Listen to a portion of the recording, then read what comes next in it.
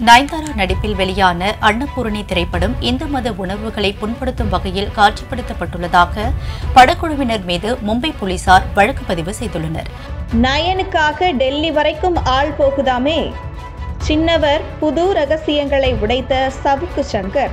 தமிழக அரசின் தலைமை வழக்கறிஞரை மும்பைக்கு அனுப்ப சின்னவர் திட்டமிட்டுள்ளார். அதுவும் நயன்தாரா மீது போடப்பட்டுள்ள எஃப்ஐஆர் குறித்த வழக்கை விசாரிப்பதற்காகவே தலைமை வழக்கறிஞரை வைத்து வாதாட உதயநிதி ஸ்டாலின் அனுப்பி வைத்துள்ளார் என தெரிவித்துள்ளார். நம்ம நயனக்கா நடிச்சு சமீபத்தில் வெளிவந்த அன்னபூரணி அப்படின்ற ஒரு படத்துல வந்த சீன் தான் இது.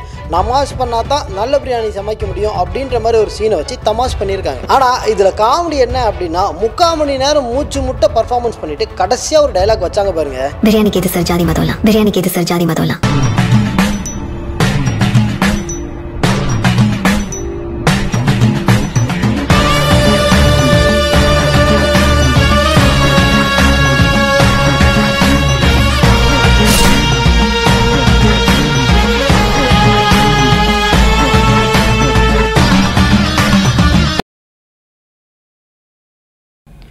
நயன்தாரா நடிப்பில் வெளியான அன்னபூரணி திரைப்படம் இந்து மத உணர்வுகளை புண்படுத்தும் வகையில் காட்சிப்படுத்தப்பட்டுள்ளதாக படக்குழுவினர் மீது மும்பை போலீசார் வழக்கு பதிவு செய்துள்ளனர்.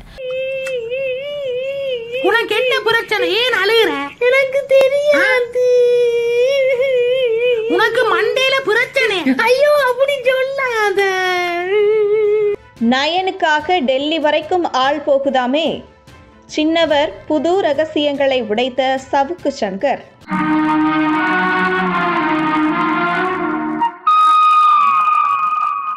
இந்து மக்களை புண்படுத்தும் காட்சிகள் இடம்பெற்றது தொடர்பான புகாரில் மும்பை போலீசார் வழக்கு பதிவு செய்திருக்கிறார்கள்.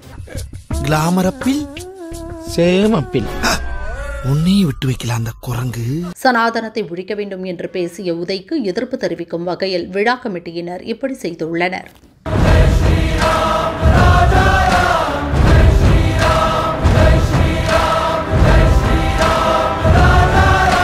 ஜி ஸ்டுடியோஸ் நிறுவனம் தயாரித்துள்ள இப்படத்தில் ஜெய், சத்யராஜ், KS ரவிக்குமார், ரெடின் கிங்ஸ்லி உள்ளிட்ட பலர் நடித்துள்ளனர்.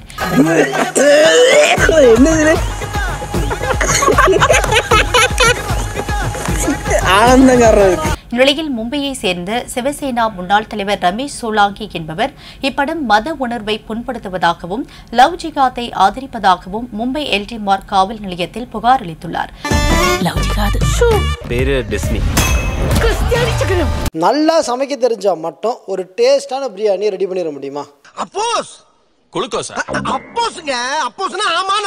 வாய்ப்பில்லை. அதுக்கு வேற ஒரு ட்ரிக் இருக்கு. அது மட்டும் கேட்காதீங்க சார், அது சீக்ரெட். நீ கேடியாச்சே. கருப்பு துணி எடுத்து கபாலத்தில் சுத்திக்கிட்டு கபால்னு கீழே விழுந்து ஒரு நமாஸை போட்டு விட்டீங்க அப்படின்னா சுவையான பிரியாணி ரெடி. அவ்வளோதான், நம்மளோட சுவையான சிக்கன் பிரியாணி தயாராயிடுச்சு. கருப்பு துணி எடுத்து கபாலத்தில் சுத்திக்கிட்டு கபால்னு கீழே விழுந்து ஒரு நமாஸை போட்டு விட்டீங்க அப்படின்னா சுவையான பிரியாணி ரெடி. புரியல? இந்த வீடியோ பார்த்துட்டாங்க, உங்களுக்கே புரியும்.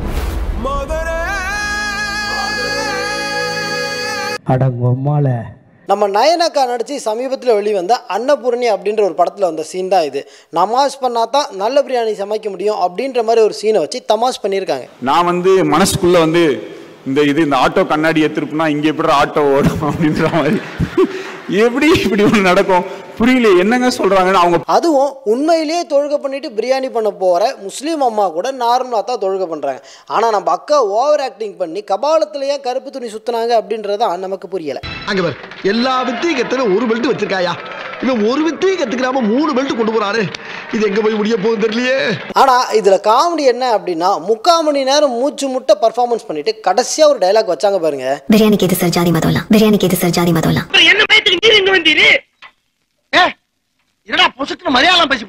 பிரியாணிக்கு ஏது சார் ஜாதி மதம்லாம்? ஹேய், அப்போ இவ்வளோ நேரம் நீ பண்ணதெல்லாம் யோகாவா? நான் தான் தப்பா எடுத்துக்கிட்டேனா? சாதாரணமா நினைச்சுக்கிட்டு இருக்கீங்கல்ல, கோவப்படல, உங்களுக்கு புரியல.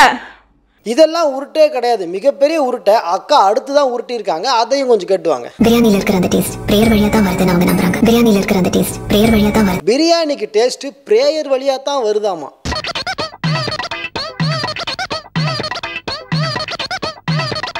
அப்போ பிரியாணிக்கு மதம் இல்லைன்னு சொன்னது அது எப்படி நான் நம்புறது?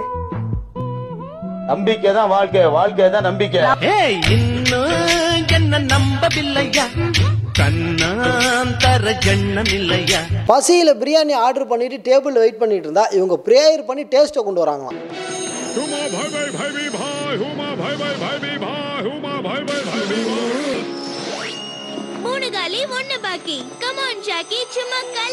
ஸ்ரீரங்கத்தில் அக்கார வடிசல் செஞ்சு டெய்லியும் பெருமாளுக்கு நைவேத்தியம் பண்ணக்கூடிய ஒரு குடும்பத்தை சேர்ந்த பொண்ணு நான்வெஜ் சமைக்கணும், அதுவும் தொழுகை பண்ணிட்டு நான்வெஜ் சமைக்கணும். அப்போதான் அவள் சக்ஸஸ்ஃபுல் உமன் அப்படின்ற ஒரு டாக்ஸிக்கான நரேட்டிவை ரொம்ப அழகாக சொசைட்டிக்கு இவங்க கன்வே பண்ணியிருக்காங்க. ஏன்ட்ட சரசம் பண்றக்கே ஓட்டாப்பே உங்களை பெற்றுறாங்களா? ஏன்டா அப்படி பட்டறதுலயே வந்து பஞ்சு பண்றீங்க? இது வரைக்கும் உருட்டினதோட நிறுத்திக்காம வால்மீகி ராமாயணத்துல ராமனே நான்வெஜ் சாப்பிட்டாரு அப்படின்னு சொல்லி ஒரு உருட்டை உருட்டி விட்டுருக்காங்க. ராமனும் லட்சுமணனும் 4 விலங்குகளை வேட்டையாடி சமைச்சு சீதையோட சாப்பிட்டாங்களா? அயோத்தியா காண்டம் சர்க்கம் 52ல இப்படி ஒரு குறிப்பு இருக்கு. அதுவும் சும்மா சொன்னா பத்தாதுன்னு அயோத்தியா காண்டத்துல சர்க்கம் 52ல இது இருக்கு அப்படின்னு சொல்லி ரெஃபரன்ஸ் கொடுக்குறாங்களாமா. இல்லையா? அதெல்லாம் இல்லையே. இல்லையா? இருக்குடா. எங்கடா இருக்கு? இருந்தா படிக்க மாட்டேனா? சரியா படிக்கிறது இல்லையா? பச்சை கிளிங்கிற வார்த்தையே இதுல இல்லைங்க. எந்த நாதாரி உங்களுக்கு படிச்சா? அடி பல்லகளெல்லாம் உடைச்சு போடுங்க. படிக்க தெரிஞ்சா படி. இந்த படத்துல சொன்ன மாதிரி அப்படி எந்த ரெஃபரன்ஸுமே வால்மீகி ராமாயணத்துல கிடையாது.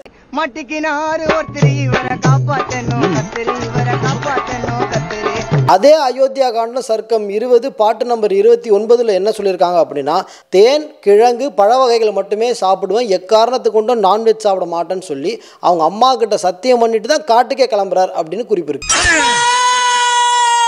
சமீபத்தில் ஷாருக் கானுடன் நயன்தாரா நடித்த ஜவான் திரைப்படம் மூலமாக ஹிந்தியிலும் அறிமுகமானார் நயன்தாரா.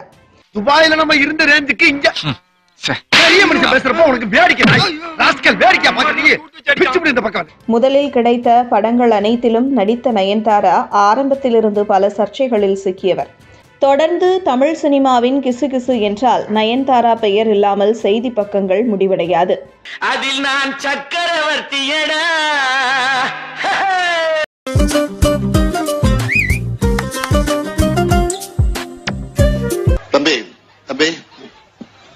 தம்பி கருப்பு சட்டை என்ன முடிவா?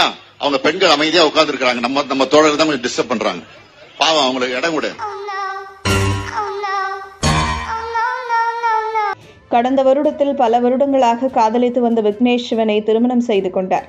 2 குழந்தைகளுக்கு தாயாக உள்ளார். கடல் நீரும் உப்புத்தான், கண்ணீரும் உப்புத்தான், கிட்டியா கண்டார ஒளி உன்னை காதலிச்சதே தப்புத்தான். இந்த நிலையில் அரசியல் விமர்சகர் சவுக்கு சங்கர் ஒரு தகவலை வெளியிட்டுள்ளார். அவர் இதுகுறித்து கூறும்போது, தமிழக அரசின் தலைமை வழக்கறிஞரை மும்பைக்கு அனுப்ப சின்னவர் திட்டமிட்டுள்ளார்.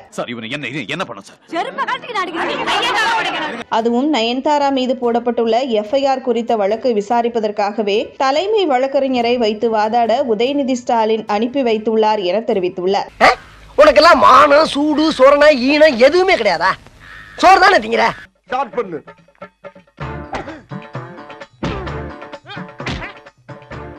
இங்கிட்டு வா. அப்படியா? படைக்கலடி. மண்டையில மட்டும் அடிச்சிடாத, குலக்கேசல் உள்ள போயிருவேன்.